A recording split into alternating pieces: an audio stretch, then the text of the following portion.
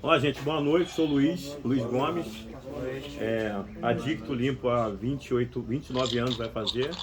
Trabalho dentro de comunidade terapêutica e clínica há quase 28, né? 28 anos e 29 limpo, 28 anos dentro de comunidade terapêutica, clínica, né? E esse assunto é um assunto muito interessante para mim, porque eu peguei a época que só tinha centro de recuperação. Centro de recuperação era só a Bíblia. Não tinha outro tipo de funcionamento a não ser a Bíblia, né?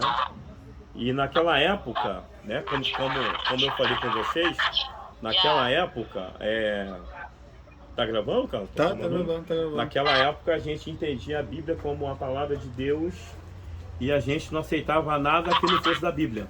Entendeu? A comunidade terapêutica, o centro de recuperação funcionava com oração, não tinha laboterapia, era trabalho mesmo, a gente saía pro campo, capinava. E foi uma época assim muito boa para minha vida, né? Fiquei nessa situação 22 anos, né? Até porque nessa época acho que só tinha a Vila Serena, o Desafio Jovem Ebenezer, tinha no Rio de Janeiro tinha poucas clínicas, né? Fiquei na Jovem Ebenezer. No Ebenezer, Desafio Jovem? Não. Fiquei lá também. Com o Ebenezer? Então, o que acontece? Então a gente compreendia que a Bíblia era absoluta no sentido para reger a nossa vida no tocante de não usar mais droga. E aí não era só mais não usar mais droga, tinha contexto também moral, comportamental, né? E deu certo para muita gente. Deu certo para muita gente. Como é que eu estou falando? Falei com vocês ainda há pouco. Houve uma mudança radical na substância e outra mais radical no indivíduo. O adicto de hoje não é um adicto de 30 anos atrás. É uma realidade completamente diferente. Então, o que aconteceu? Começou a muitos evangélicos serem internados. Agora, há pouco tempo, né, mais ou menos uns 8 anos, 10 anos, começou a ter a internação de muito evangélico. E a gente não entendia e não compreendia que a gente estava vivendo num novo momento, uma nova época. Não que a Bíblia ficou jogada fora, né? Ela continua sendo a inerrante palavra de Deus para quem acredita. Então o que acontece? Isso incomodou muito na época. O nosso primeiro psicólogo, ele bebia e fumava cigarro. Imagina o cara subindo lá no sítio com cigarro na boca. E aí, né, a gente tinha acabado de ver ele na barraca bebendo. Na época eu chamei o pastor e falei assim: o que está acontecendo contigo, cara? Ele: que isso, Luiz? Para que você está trazendo esse cara aqui? Ele é um psicólogo. A gente não precisa de psicólogo, precisa de Jesus, cara. A gente não precisa do homem, a gente precisa de Jesus. E esse cara fuma cigarro, se herege, se maldito, fuma cigarro. Ele bebe cerveja. E na nossa cabeça, vê se vocês entendem, a nossa cabeça era muito diminuída para entender a magnitude do problema. Vocês estão entendendo, sim ou não? Sim. Vocês vão me interrompendo se deixar eu ser igual uma metralhadora. Então o que acontece? A gente então viveu uma palavra chamada crise. Eu vou usar a palavra crise para um contexto do que eu quero falar. A palavra crise já tem vários significados, mas vou usar para o significado da nossa fala aqui. Crise é quando os recursos que eu tenho é insuficiente para lidar com o problema que eu estou vivendo. O que é crise? São insuficientes para lidar. É quando os recursos que eu tenho está sendo insuficientes para me lidar com o problema que eu estou vivendo. A língua chinesa diz, significa oportunidade. Mas então, nesse contexto aqui que a gente está falando, é justamente, obrigado, nesse contexto, esse contexto que eu estou falando, é o contexto da nossa crise em relação ao advento da psicologia. Remédio? O remédio que a gente tomava era chá de erva cidreira. Tomava, era muito capim-limão, erva cidreira, a gente urinava toda hora. E aí alguém chegou lá uma vez e falou assim: Luiz, você conhece os 12 Passos? Eu falei: o que é isso aí, 12 Passos? Ele falou assim: 12 Passos é um grupo de usuários de droga, o Bill, o Bob, é só coisa de Jesus. Então a gente estava tampado para a realidade, e nessas recaídas aí de muitos evangélicos aí, de muitas pessoas, eu resolvi, na verdade já na época isso começou a mexer comigo, né? Porque eu não posso fechar a mente. Eu comecei a ler Freud, Jung, Heidegger, comecei a ler psicologia, filosofia, comecei a ler um montão de coisa.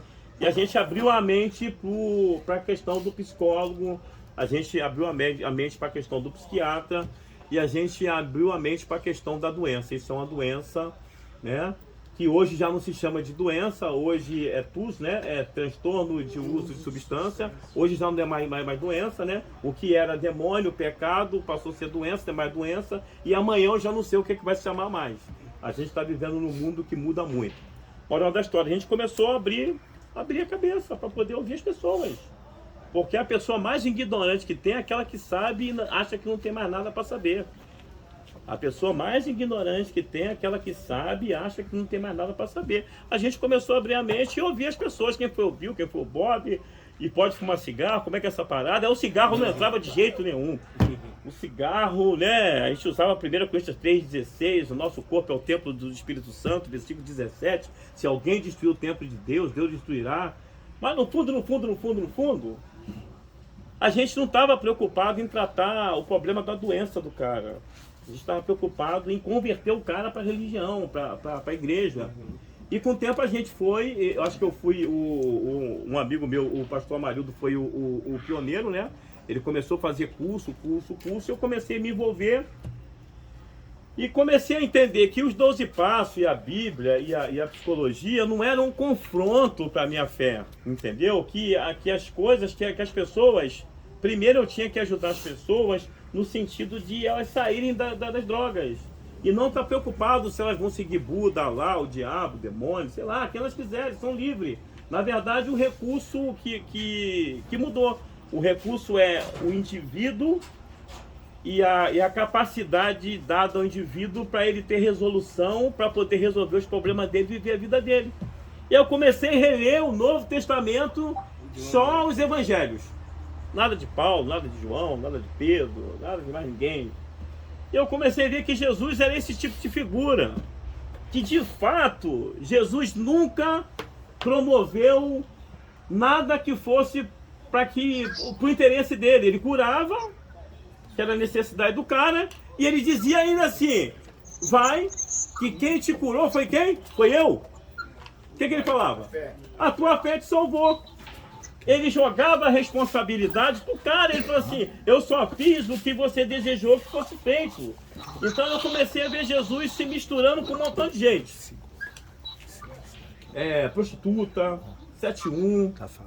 E a mensagem de Jesus... Oi? Com gente parecida. Comigo, com vocês. Então o que acontece? Eu comecei a ver que a mensagem de Jesus era uma mensagem que não era preconceituosa e que não perguntava assim: o que você vai fazer agora? Você vai para onde? Ó, cuidado. E também ele não ficava só com aquela mulher que cometeu adultério, que ele falou assim: ó, se ninguém te condenou, Quem sou eu para te condenar? de fato, quem sou eu para te condenar? Vais, foi a única pessoa que ele orientou: vais e não peques mais, para que não te suceda coisa pior. Então, a pessoa de Jesus me ensinou exatamente isso, que a gente está aqui. Ele deu pão para quem tinha fome, ele expulsou espírito imundo para quem estava possesso, ele fez o que enxergava, quem estava cego enxergar, e paralítico andar. Ele cuidou das pessoas segundo as necessidades das pessoas. Mas jamais ele deu um sermão dizendo: agora que eu curei você, você tem que passar 7 vezes debaixo de um pano vermelho, você vai botar um copo d'água às 6 horas, eu vou orar, tu bebe essa água e depois tu deixa o dinheiro lá para mim. Depois tu joga lá o teu dízimo nas ofertas. Não que o dízimo e a oferta seja errado, mas a intenção de Jesus era ajudar o ser humano. O necessitado. E a etimologia da palavra terapeuta é cuidar. Se você não cuida, se você já cuida, você já é um terapeuta. Porque tem um terapeuta que estudou, mas é um cara que não se importa com as pessoas, né? Inclusive ele se acha, a pior coisa é um adicto ganhar um título e se achar que ele não é mais adicto. Que ele não é mais adicto, que ele não é mais usuário e agora ele não tem mais um problema, quem tem um problema é o outro. Se você está fazendo esse curso para o outro, você vai se perder. Porque eu até, no quarto agora, construí uma frase que eu ia falar de introdução, mas a gente já começou eu estava pensando e essa frase eu criei ela ali agora, lá no quarto. Estudar para absorver, absorver para amadurecer, amadurecer para saber, saber para ensinar melhor. Estudar para quê? Absorver. Para que isso aqui? Para mim. Absorver para depois que vem o saber. O que acontece? Hoje a gente tem, em médias, de recaída de terapeutas adictos, 98% dos terapeutas recaídos. Eu estou exagerando? Não. Tipo assim, a gente tem muita recaída. Uma, porque o cara, ele não entende que ele ainda é um adicto. E isso eu estava conversando com outro rapaz ali, eu falei para ele, cara, a gente é livre. A gente é livre, a gente sai daqui livre das drogas. Mas a gente sempre vai estar preso ao adicto que nós somos. Porque a hora que a gente não tiver preso ao adicto que nós somos, nós vamos usar drogas de novo. Você está entendendo isso ou não? A taxa de sucesso dos terapeutas é pior do que as dos pacientes. A dos pacientes então nem se fala. A dos pacientes, por exemplo, se eu perguntasse para vocês quantas pessoas que... A gente não vai falar sobre isso hoje, né, mas a gente vai falar na frente sobre prevenção de recaída. Eu assim, eu acho legal o cara que volta. Esse cara, ele é um guerreiro, entendeu? Mas eu acho que aí a gente vai voltar para a palavra crise. Aonde que está dando errado? Ele foca muito em ajudar os outros. Não, porque a gente está dentro do círculo. Você já conhece uma música do como é que é o nome dele? Daniel Azulay? Super fantástico, é tão bom estar contigo nesse balão. Estou feliz. Por isso estou onde? Por isso estou aqui. Também quero viajar nesse balão. A gente sempre fala que aqui dentro é fácil. É isso aí. Então, se eu funciono aqui e não funciono lá fora, onde está o problema? Aqui dentro. Hã? Não. Mas eu estou funcionando aqui. Lá fora? É. Estou feliz. Ué? Aqui funciona, lá fora não. Então, se eu estou funcionando aqui e não funciona lá fora, o problema está onde? Então, aí na prevenção de recaída a gente vai falar sobre isso. Eu não quero fugir do assunto que eu falo. Não, tranquilo. Qualquer pergunta aí, a gente Prossiga. vai. Eu nem sei se a gente vai ler a apostila, como é que vai ser. Então vamos lá. Então, a gente abriu a mente, entendeu? Para vocês terem uma ideia do tamanho da loucura, teve um cara tendo uma crise abstêmica nessa época. E eu tinha visto na televisão o cara pegar óleo ungido e botar na boca do cara, o cara começou a gritar, e eu assim, meio que aquilo era um demônio. Você imagina? E o cara lá tendo convulsão, eu falei, esse é o demônio de Mateus capítulo 7, a gente lia a Bíblia toda hora, né? Eu falei, sai demônio, eu falei, pega o óleo, o cara não tem óleo, eu falei, não tem azeite, pega o óleo de cozinha. Peguei o óleo de cozinha, passei no cara, comecei a orar. E o cara teve que ir no médico, e a médica falou assim, o que esse cara tem? Ele tomou banho de óleo? Não, foi o nosso responsável, era obreiro. Foi o nosso obreiro que botou óleo nele pro demônio sair. Hoje a gente já sabe que convulsão, que trata com remédio, entendeu? A gente sabe que precisa de psiquiatra, a gente sabe que precisa da psicóloga. E quem somos nós nesse papel? Somos alguém que temos que estar... Oi. Então até a questão do tratamento mudou. Não, então, é isso que eu tô falando. Porque A gente está sofrendo... Meu pai tem 44 anos que deixou de ser alcoólatra. Então ele foi internado na época, era no Pinel. E foi trabalhar com maluco. Sim, mas a Por gente 2 vai anos lá passar. dentro, Quem é que viu um filme chamado O Bicho de Sete Cabeças? Eu vi essa semana pra eles verem. Então, a gente tá. Ó, o que a gente tá falando? Presta atenção. Pra gente não se perder. A gente tá falando que a gente tá vivendo uma crise porque a gente não tá conseguindo lidar com a situação do jeito que era antes. A situação tá mudando. Por exemplo, a definição de espiritualidade aqui, a etimologia da palavra espiritualidade é pneuma, espírito.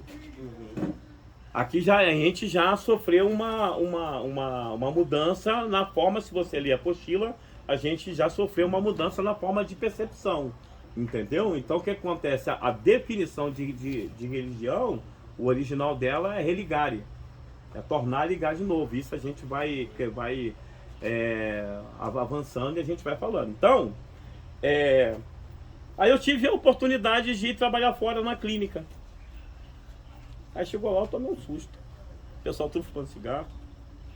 E aí, tu fuma, cara? Eu falei, fumo não, varão. Chamamos de varão. Aí o cara, o que é varão? Eu falei, é o pessoal da Bíblia. Eu falei, não, cara, aqui a gente é companheiro do AA. Aí eu comecei a me permitir aceitar as mudanças. E aí caí pra dentro, cara. Eu devo ter gastado de literatura, o dinheiro que eu gastei de literatura dava pra me comprar, dava pra me fazer uma casa. Em casa é mais livro do que imóvel. Eu comecei a ler e comecei a trabalhar essa realidade, mudar a minha cabeça em relação a algumas coisas, né?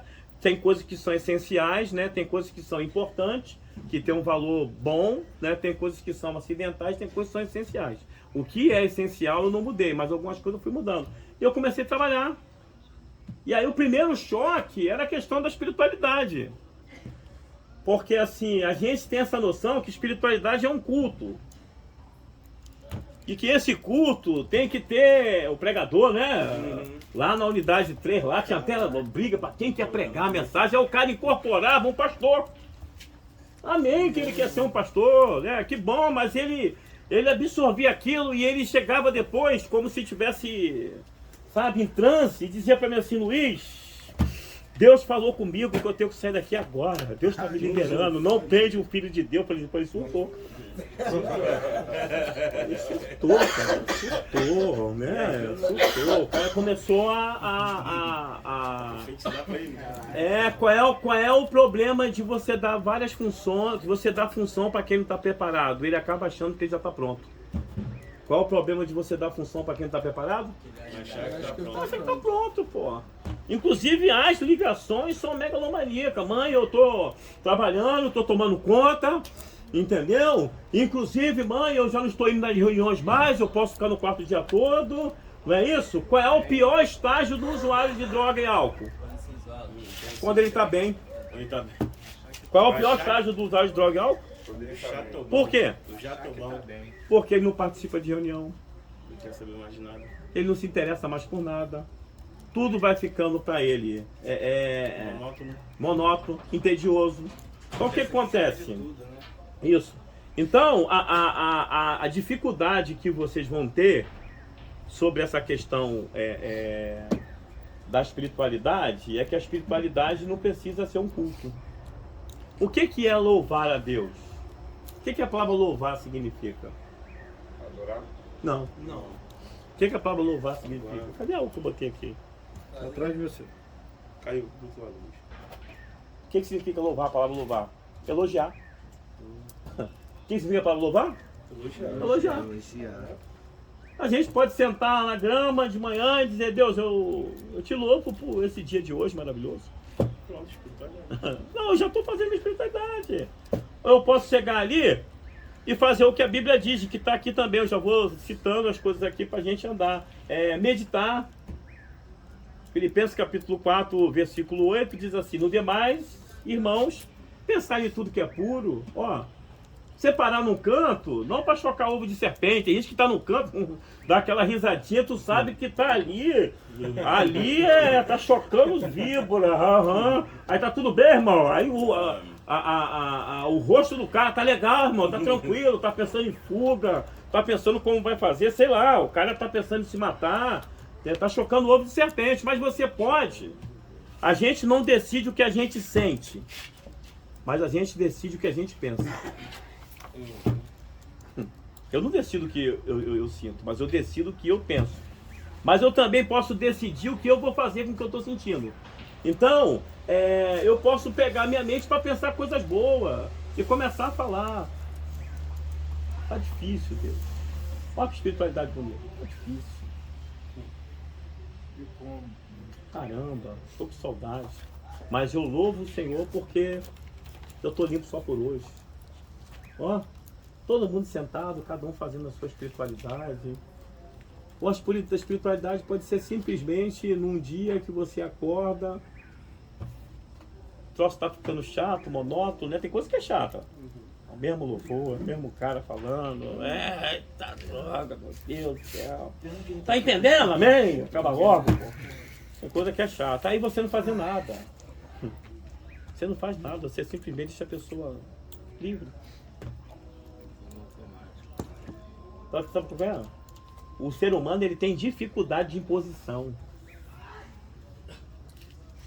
Sabia?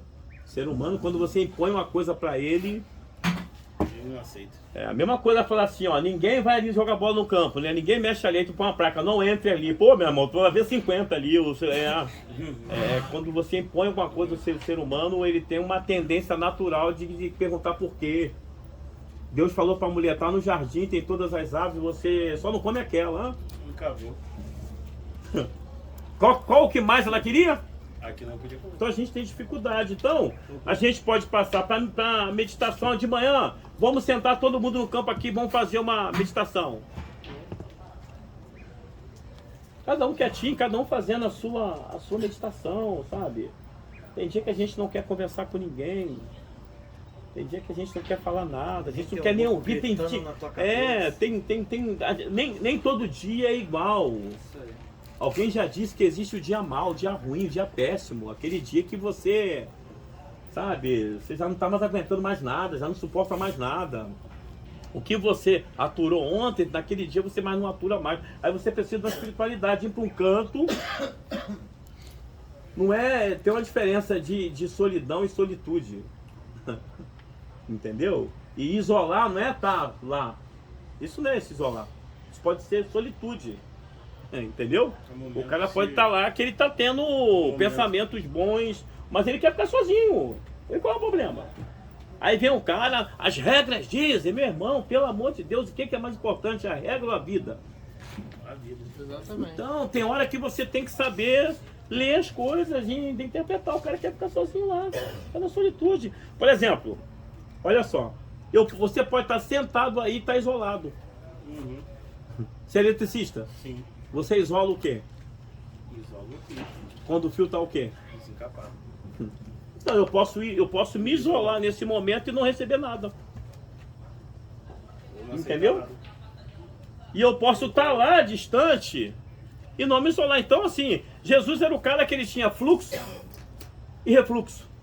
Ao mesmo tempo que ele estava conversando, curando, ao mesmo tempo ele estava no monte. Não é por causa que o monte é perto de Deus, não é nada disso. É porque ele estava sozinho. E ali sozinho, ele estava desabafando. Porque também ele estava sempre sereno. Oi? Ele estava sempre sereno. Sempre sereno não, porque ele quebrou lá o templo lá. Daqui a pouco a gente vai falar um pouco sobre essas coisas aí, que a gente... ele quebrou. Conforme ele andava assim na frente do povo. Mas ele em João 2, ele deu uma chicotada, né? Chutou um montão de coisas, porque ele tinha raiva. Diversas vezes no Novo Testamento diz que Jesus tinha raiva. Então por isso que a gente vai avançando devagar. E se deixar eu falo, porque... De tudo ele ainda No Novo Testamento diz isso. No Novo Testamento, né? Então o que acontece? Então a gente tem que reinventar. Vocês têm que reinventar. Vocês, não sei se vocês vão querer ser terapeuta mesmo para funcionar, ou só para conhecer, né? O quê? Conhecer para absorver, absorver para amadurecer, amadurecer para saber para ensinar. Entendeu? Então, assim, se é para amadurecer, isso aqui é para você amadurecer. Tudo que a gente aprende é pra gente. Não tem essa coisa que eu estou aprendendo para dar para os outros, mas primeiro eu preciso dar para mim, eu preciso me resolver. Entendeu? Eduardo, puxaram o microfone do Luiz Gomes. Eu não entendi. A pessoa não tá aparecendo aqui não. Não tá não? Oi? Ah, mutou sozinho o microfone. Pronto. Foi? Vocês estão me entendendo ou não? Então aqui vem algumas sugestões. Eu tenho que botar o óculos, que nem é meu, do Carlos. O meu óculos está quebrado. Sobre ser grato, né, cara? Sobre ser grato, meditar. Eu já falei o que é meditar. O que é meditar? É chegar lá e dizer assim, lançar. 1 Pedro 5:17 diz assim, 5:7, lançando sobre ele toda a vossa ansiedade. É fazer sua reza, sua oração, sua prece. Não interessa o nome. Sabe? A gente não está enfaixado. A gente não está enfaixado. Deus não ouve o evangélico, não ouve. Deus ouve todo mundo. A Bíblia diz que ele amou as pessoas de tal maneira que deu a vida, deu o seu filho. Então a gente saber que tem alguém que se preocupa com a gente. Tem alguém que não nos condena, não nos julga, não nos critica. Tem gente que nos ama de forma incondicional. Escuta bem isso. A Bíblia diz que o amor de Deus nos constrange. Sabe o que é isso? A gente sabe que a gente não merecia estar vivo, que a gente não merecia respirar pelas coisas que a gente fez. A gente acha que o que nos afasta de Deus é simplesmente os nossos erros, e não é. Os nossos erros devem nos aproximar dele. A literatura diz que a gente tem que acreditar num Deus bondoso, não no Deus castigador, num Deus sádico, né? Vou te lançar no inferno, você lá não vai sobrar nada, sabe? Fogo consumidor. Não é essa a ideia que a gente deve ter, né? A Bíblia diz mais uma vez lá, o texto da Bíblia, que a bondade de Deus nos leva ao arrependimento. E ainda que eu não cumpra o que eu falo com ele, seja infiel com ele, ele continua sendo fiel comigo. É um amor incondicional. Não tem condicionalidade, ele não é um amor do humano. Tem um texto lá de Mateus que Jesus fala assim: se o seu filho pedir um pão, você não dá uma pedra. Se ele te pedir um peixe, você não dá uma cobra. E ainda mais o nosso Pai Celestial. Se vocês que são seres humanos finitos e ainda tem uma tendência à maldade, vocês conseguem ser bons, imagina o Deus de toda bondade, de todo amor, de toda longanimidade. Ele está sempre pronto para nos perdoar. E não carregar esse Deus carrasco, né? Às vezes as pessoas que apresentam Deus, eles apresentam um Deus diabólico, sádico, perverso, né? Que destrói, mas não é. A gente está percebendo nessa fala aqui que a gente pode confiar nele. Dificilmente a gente não vai conseguir confiar no outro. Tem coisas que a gente não fala porque a gente tem medo da reação do outro. Tem coisa que a gente guarda. Mas assim, o interessante é que o livro de Salmos é um livro pode-se dizer que a Bíblia, grande parte dela é o homem falando com Deus, Deus falando com o homem, mas o livro de Salmos é o homem falando com Deus. Constantemente. E fala coisas assim. Pega o pi. Eu tô lendo até o Salmo todo, eu tô no 107 já. É isso aí. Se você ler o livro do Salmo, tem gente que diz que é cântico, tem adoração, mas o livro do Salmo é livro da realidade. O Salmo 42, o salmista pergunta assim: cadê você que sumiu? Aonde está você quando a dor chega? O salmista começa dizendo: como a corça anseia pelas correntes das águas, assim anseia minha alma por ti, ó Deus. A minha alma tem sede de Deus. Quando eu entrarei, verei o Senhor novamente. Pois as minhas lágrimas, têm servido de mantimento. Ou só chora, não come, está triste. E ele diz assim: até quando? De dia é choro, à noite insônia, pela manhã perturbação. Esse é o Salmo. E por que tu esqueceu de mim? Por que tu se olvidaste, esqueceu de mim? Cadê você que não me atende, que não intervém, que não chega, que não fala nada, que não transforma o meu pranto em riso, a minha tristeza em gozo? Então o cara está desesperado, absolutamente arrebentado. É uma pessoa que pode chegar para Deus e pode ser transparente, mas para o homem, para outra pessoa, a gente tem muita dificuldade, ainda mais quando as pessoas não passam confiança. Esse é um ponto essencial dentro da profissionalidade de um conselheiro, terapeuta. Ele tem que saber ouvir e não transmitir o que ele ouviu para ninguém. Por que eu, nesse tempo todo que eu estou aí, quase desses 30 anos, as pessoas, eles criaram uma afeição por mim?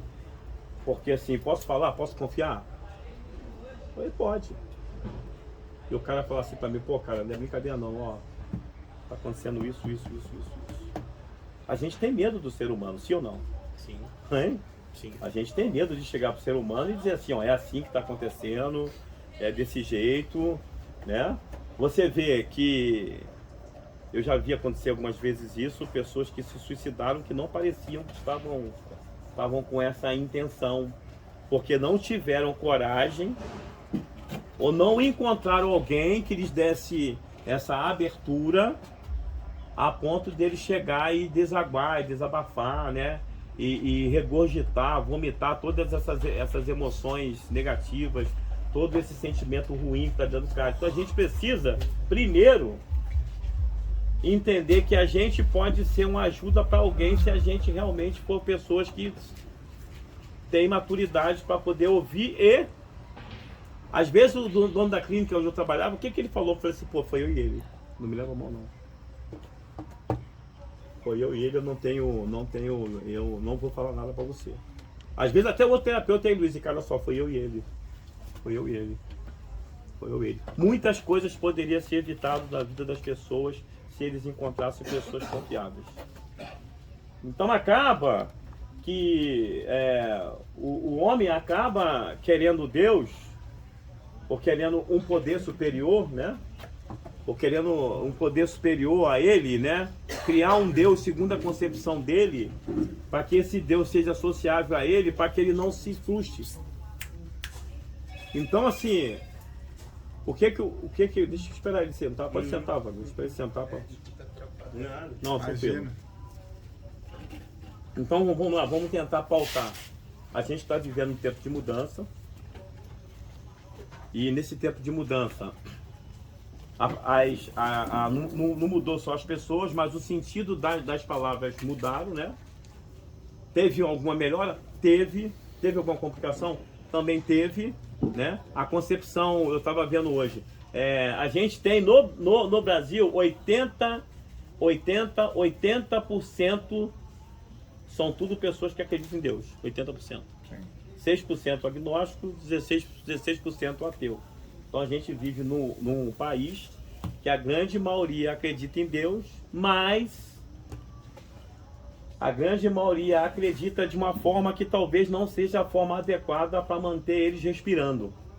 Porque a gente tem aí, a gente está até no mês do suicídio, né? É esse mês? Não. Setembro. Setembro, está no mês do suicídio, né? E aí, parece que o número de suicídio está aumentando, porque tem aquele suicídio que o cara corta o pulso e joga e se mata, e tem aquele suicídio que o cara já está morto. A gente vive perto de pessoas que já estão mortas por dentro. É como se fosse um pneumicídio, uma morte do espírito. O cara está morto. Você conversa com ele, ele não tem aspiração pela vida, ele não tem desejo pela vida, ele não tem esperança, ele não tem fé, ele não tem expectativa, ele não tem nada. Ele simplesmente só faz o movimento para manter o biológico. Ele come, ele acorda, ele dorme, mas ele não tem aspirações mais profundas. Houve um... Oi. O cara nessa posição já é um doido. Oi? Quando Que? ele chega nessa posição. Quando ele chega nessa posição, isso. Já é um doido. Não. É. Não, não é. Parei. Não é. O senhor falou aí, esse cara não tem. Não é? Eu, no meu ponto de vista, Sim. esse maluco é doido. Não, não é doido não. Isso não tem só Não é mais doido não. Não é doido não. Inclusive, a gente esbarra com essas pessoas toda hora, em todo lugar. Na verdade, são pessoas inteligentes, tá? São pessoas com um QI muito, muito alto. Eu cuidei de um cara em Minas Gerais que ele é PhD em física. Então ele era a cara da soberba, né? E um dia ele pulou, ele estava na piscina, aí tinha um buraco muito profundo, a piscina era uma piscina que quando chegava assim, dava 4 metros, ele pulou de cabeça. Ele arrebentou a cara, a cabeça, quebrou os dois braços. E eu me lembro que naquele evento eu pulei, né? Peguei ele, botei ele no colo e ele foi para o hospital e ele voltou engessado. E ele estava no chão e as pessoas estavam passando por cima dele, porque ninguém tinha muita afeição por ele por causa da arrogância e da prepotência dele. E eu peguei ele, levei ele pro sofá, tirei a roupa dele, levei ele pro banheiro, dei banho nele, dei comida na boca dele. E cada colherada de comida que eu dava na boca dele, eu via o ódio nele. Me deixa no chão, me deixa no chão. Falei, calma, cara, só se alimentando, deixa eu botar tua cueca. Não põe a mão em mim, não. Aí botei a cueca dele, dei comida pra ele. Aí no outro dia ele fazendo assim com o gesso. E ele começou a chorar. Entendeu? Ele tinha uma mente brilhante, mas por dentro ele não tinha aspiração para viver. não tinha desejo, a vida para ele não tinha mais sentido. Entendeu? Vocês conseguem entender? Sim? Sim. Sim ou não? E aí eu apresentei a ele a Deus conforme ele concebe. Qual é a ideia que você tem de Deus? Aí ele falou que a ideia que ele tinha de Deus, que Deus era um carrasco. Se Deus fosse amor, porque tinha tanta criança morrendo, tanta gente passando fome, aí ele começou a questionar. Eu falei, então, cara, isso é um problema do humano. Você sabia que não morre ninguém de frio? Não morre ninguém de frio, não morre ninguém de fome, morre? Morre alguém de frio e de fome? Não, gente. Morre. Morre pessoas que não são assistidas pelas outras. Ninguém morre de frio e de fome. Morre porque não tem ninguém que vai lá e dá comida. Não tem ninguém que vai lá e dá um agasalho. Você entende isso ou não? Aí o ser humano joga a crueldade pra ele, joga a crueldade dele pra Deus. E aí, como é que tá, rapaz? É bala, velho. Joga a crueldade dele pra quem? Pra Deus. Hein? Mas ele mesmo não faz. Aí é mais fácil o cara culpar Deus que deu a vida a ele, né? E deu uma consciência pra ele, coletiva e individual. Porque é justamente isso. Por isso que Jesus falou, quando eu tive com fome, estava preso, estava doente. Aí falaram, quando é que nós fizemos essas coisas para você? Eu falei assim, quando você fez para as pessoas. A dinâmica da vida é ajudar o outro. Ninguém...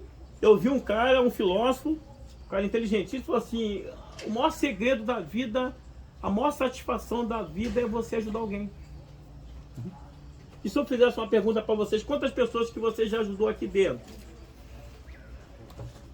Ou você está esperando acabar o curso para ajudar alguém? Já perdi a conta. Tem gente que depois do curso ele vai se transformar numa pessoa que ele nunca foi. Vou fazer um milagre. Tem gente que assim, não, depois que eu pegar a minha... Não precisa de carteirinha. Não precisa de carteirinha para ajudar o outro. Não precisa de nomenclatura. Não precisa de posição. Só precisa de um desejo profundo de ajudar o outro. Sim. Hoje aconteceu um fato que eu tava no quarto número 5 e eu fui soldar a cama que tinha quebrado, né? Aí o rapaz, pô, gostei de você, cara, pelo jeito que você fala, conversa. Eu falei, mas eu não sou isso tudo que você tá vendo não, hein? Se engana não. Ele não, é porque eu sou ser humano igual a você, passei de erro. Aí ele falou, pô, mas que Deus é da forma, né, dele, falando que, pô, Deus me botou nessa condição. Eu falei, realmente, ele botou a gente na condição pra gente aprender a melhorar. Mas você vê, ele falou que gostou de você. Mas quê? ele sabe que você é um ser humano. Sim. Aí você já falou, não, peraí, se você entendeu errado, né? Ele falou que ele gostou de você, Mas não se engane.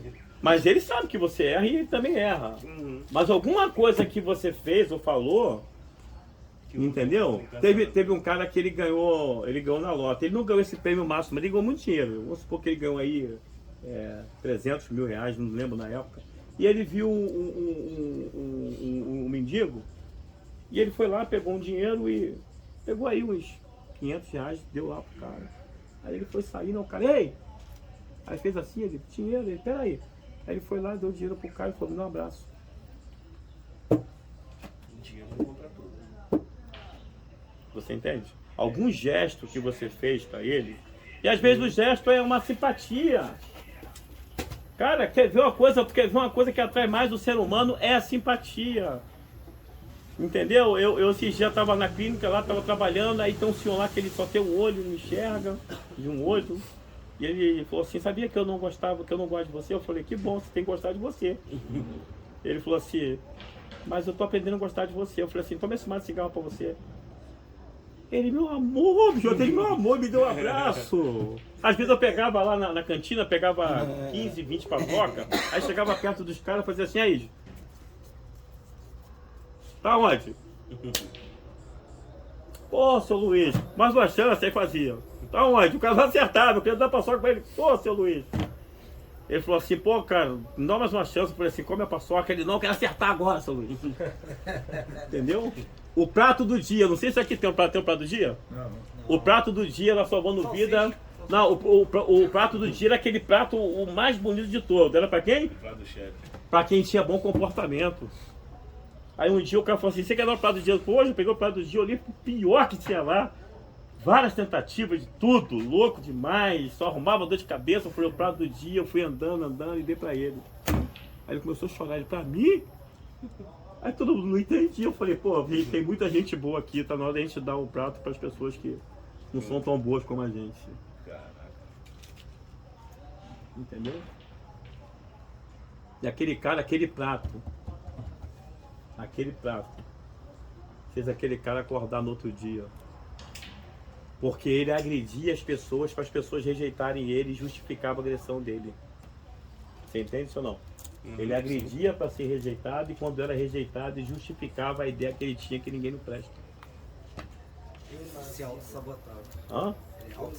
Se auto-sabotava. Não é nem só auto-sabotava, ele só queria confirmar o que ele tinha na cabeça dele, o pensamento disfuncional, que as pessoas não prestavam. Era só dele, não prestava. Entendeu? Moral da história, aquele prato, cara, você quer ver? Às vezes a gente chama muito a atenção das pessoas, sinaliza muito erro, mas poucas vezes a gente fala assim, parabéns pela louça que você lavou, a comida tá boa. Você reparou que a gente chega mais...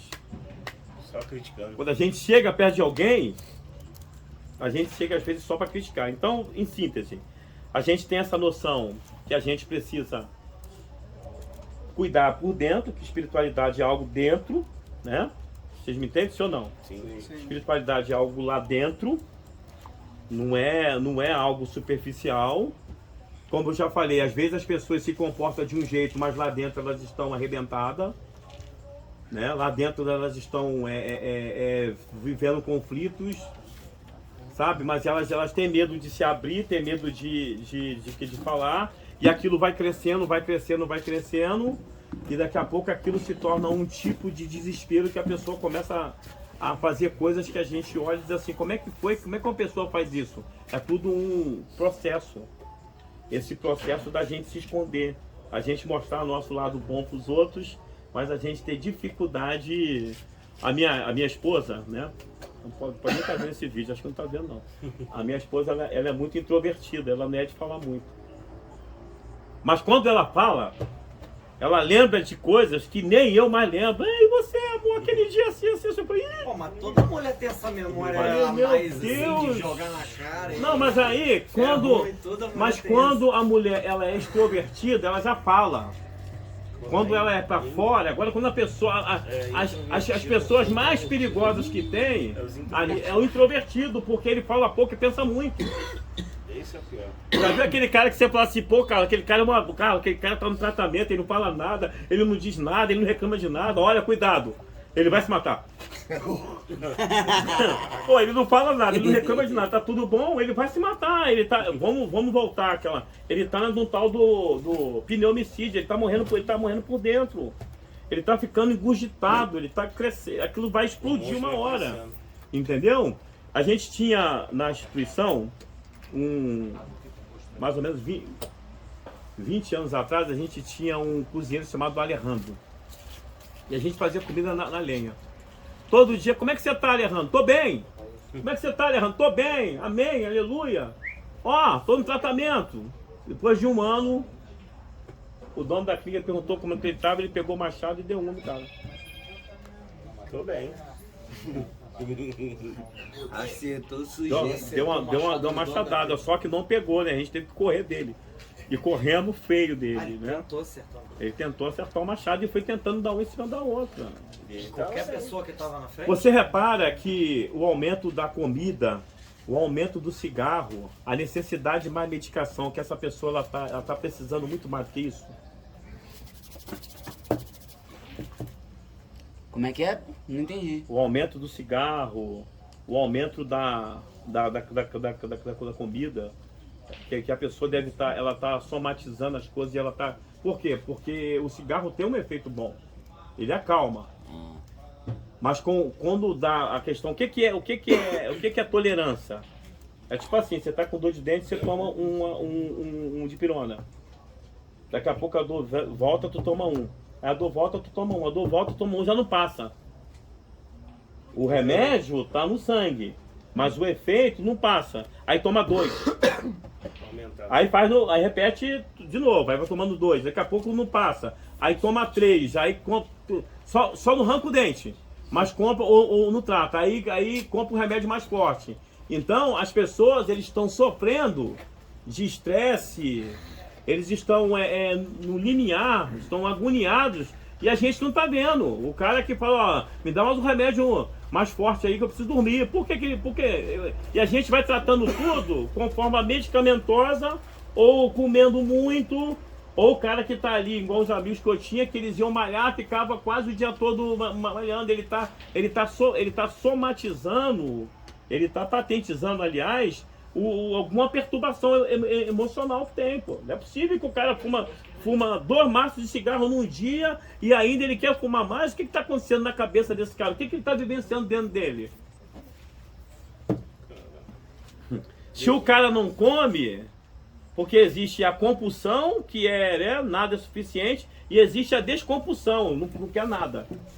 Se o cara não come, a gente se preocupa com ele. Sim ou não? Ó, fulano comeu hoje.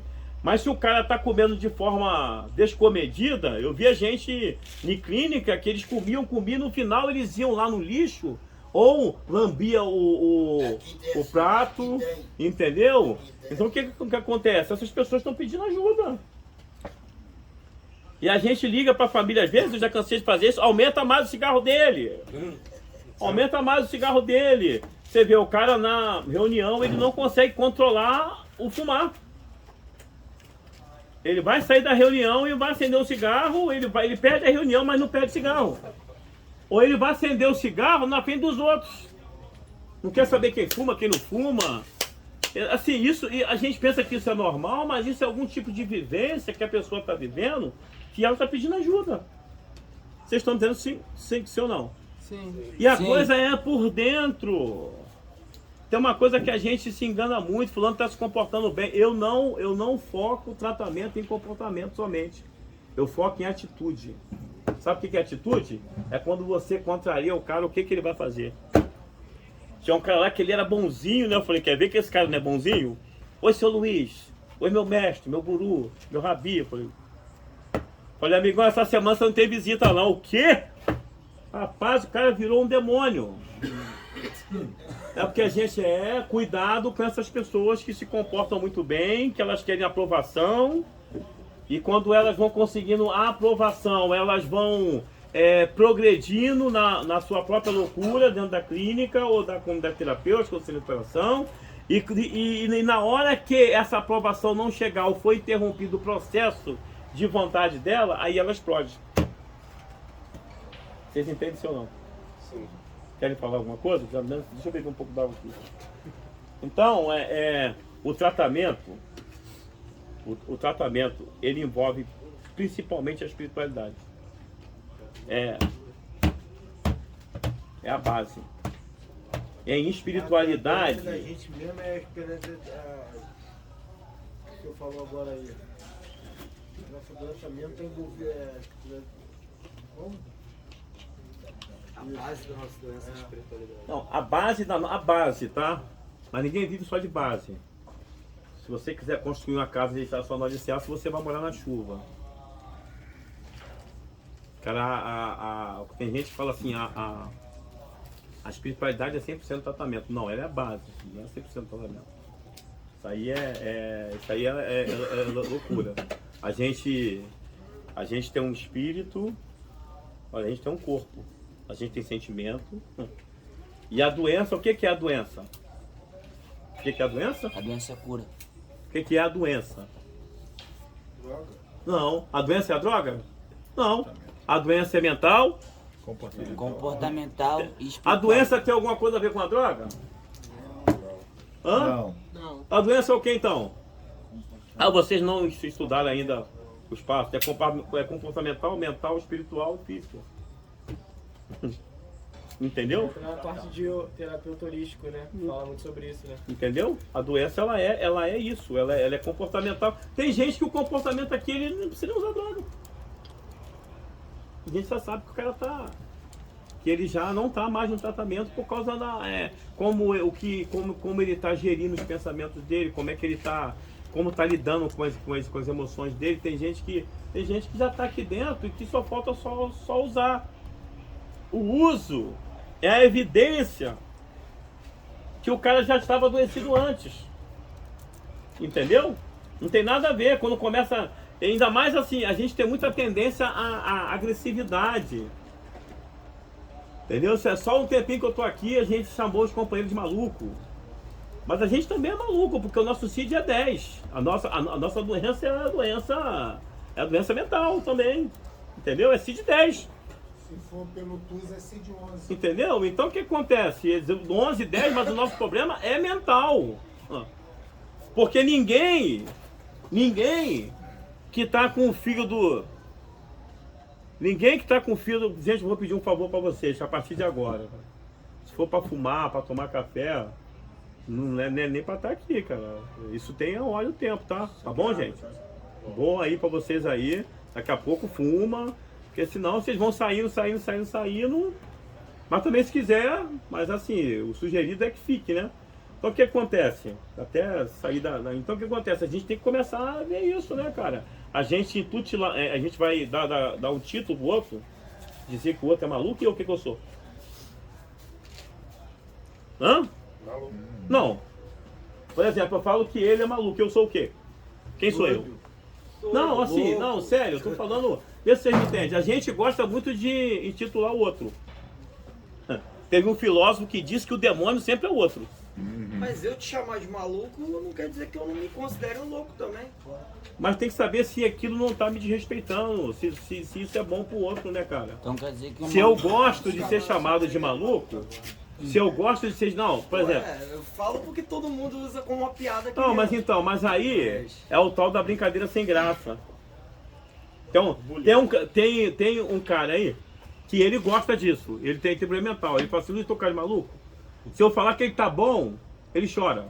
E ele é especial. Luiz, chama a ambulância pra mim, eu sou maluco. Falei, vou chamar a ambulância pra você. Tá aqui dentro? Tá. Então o que acontece? Mas a gente, eu tô falando maluco, mas tô falando outras coisas. Tá envolvendo muitas coisas. A gente tem que tomar cuidado. Porque a gente pode ferir as pessoas. E tudo na brincadeira. Tem um texto de provérbio que diz assim, ai daquele que fala e diz, foi por brincadeira. A gente fere as pessoas. Vocês estão dizendo sim ou não? E o nosso papel é qual? O nosso papel é aquilo que cura, que liberta, que motiva. A gente é a pessoa que tá trabalhando e a gente vê a pessoa lá no campo e a gente está notando que essa pessoa, a gente está observando, está dizendo que ela não está bem, a gente é a pessoa que abraça e diz assim, e aí, como é que tá, rapaz? Vem cá, a gente sabe que o cara gosta de um café, vamos aí tomar um cafezinho, bate aí, como assim? E aí a gente chama a pessoa para o crescimento, a gente chama a pessoa para sair daquele estado, a gente motiva, a gente impinge e coloca na cabeça da pessoa alguma coisa que é positiva, a gente não distrata as pessoas. Independente de quem elas são, se elas são brancas, pretas, homossexuais, ou se elas, sei lá, ou se elas são héteros demais, sei lá, ou se vieram da rua, ou se vieram de uma vida difícil. A nossa função é falar aquilo que constrói. Alguém disse assim, não saia da vossa boca nenhuma palavra suja, uma palavra que machuca, que magoa, que fere, mas antes saia da vossa boca a palavra de construção para aquele que ouve. Para que a pessoa goste de ficar perto de você, porque sabe que você é a pessoa. Até fala uma coisa que a pessoa precisa ouvir. Isso. Mas no final a pessoa sabe que você está dando uma advertência nela, mas ela, na convivência você não é só advertência. Na convivência você não só sinaliza o errado. Porque senão não tem por que a gente está aqui fazendo curso. Isso aqui é para a gente absorver, para amadurecer para saber para poder passar. A primeira, esse processo passou em quem? Porque vai ficar igual as pessoas que eu conheço. No livro de Mateus capítulo 4, aí cita Mateus, Marcos, Lucas, cita os 12 passos, fala um montão de coisas, das quais essas coisas não estão de fato agindo na vida dele. ele é um filósofo de uma vida que não anda. Ele, para argumentar sobre a Bíblia, sobre os passos, inclusive conhece clínica, conhece o sei de tudo, rapaz. Aí quando uma pessoa dessa chega aqui, a primeira coisa que a gente faz é levanta ele a disciplina. Ele tomou um caminhão, passou por cima dele. Só que o orgulho dele diz assim, não, eu usei droga, mas eu fiz isso, aconteceu isso, aquilo, outro, me arrebentei, mas eu tô bem. Não pode estar bem. Não, eu tô bem. Inclusive, se você quiser botar disciplina, pode me botar disciplina. Pode me botar disciplina, que é o melhor lugar que eu tenho para não participar de reunião é estar na equipe. Me põe lá, porque eu não preciso de reunião, porque eu tô tratado, eu tô bem. Eu só usei droga, eu só acabei com tudo, arrebentei tudo e eu não quero tratamento. Meu tratamento, teve um cara que falou para mim, meu tratamento é cuidar dos outros. Eu falei, Jesus, Maria e todos os santos juntos e toda a galera aí da Umbanda, de onde for, junto nas costas dele, que é muita loucura, um ser humano sozinho. Teria que ter 100. Poder ter, estar 100 para poder pensar assim, cara, é muito loucura. Meu pai. Você sabe o que eu fiz com ele? Fiz com ele. Seja feito, não sou o gênio da lâmpada. Aí ele já ligou para mim hoje, falou, hoje eu fiz o IP. Eu falei, IP, o que sabe sabor em pó? Não, IP, sei que lá, da autoaceitação. Eu falei, tá tranquilo, valeu. A autoaceitação que ele não tá tendo. Entendeu, gente? Vamos para o intervalo? Vamos dar uma pausa pro 15 intervalo. minutos do café. E vamos ver se eu